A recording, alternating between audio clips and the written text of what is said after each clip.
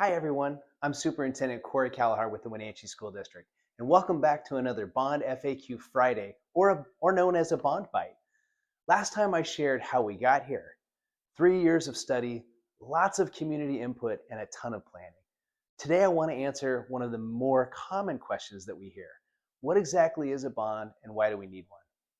Well, a bond you can think of as a long-term loan. When voters approve a bond, the district borrows the money to pay for construction and then repays it over time through property taxes. You can also think of it like a home mortgage. You get what you need to buy your home now, and then you pay it back over time.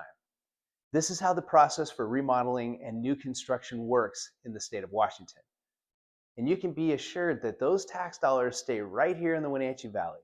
They don't go anywhere, and they don't go to Olympia. They stay here to fund our schools and our community resources.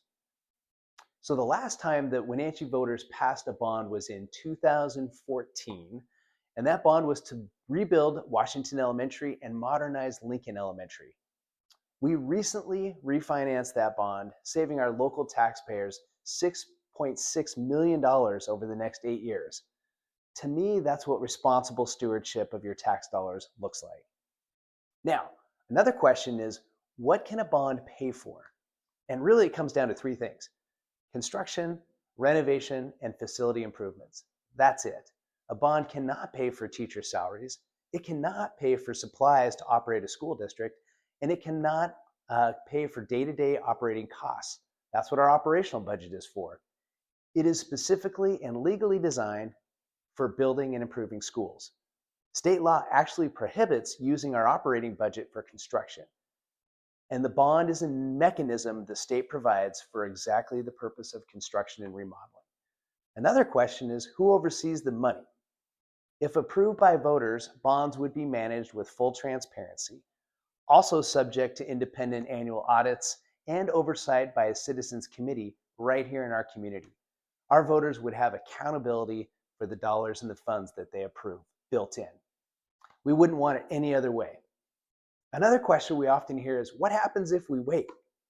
We know that buildings don't stand still. Every year we delay, deferred maintenance costs grow.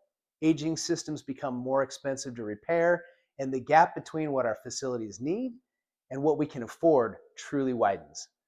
Waiting also increases the overall cost of the project up to 7%. Finally, a bond requires a supermajority to pass. That means 60% of our voters must approve it, not a simple majority. To put it into perspective, it only takes 50% of the vote to elect a governor. So a bond is a very high bar by design. Next time, I'll walk you through exactly what a bond is, what it would build, and what it would cost. Visit wenatcheeschools.org/bond to learn more. We are Wenatchee, building for learning and ready for the future. Thank you.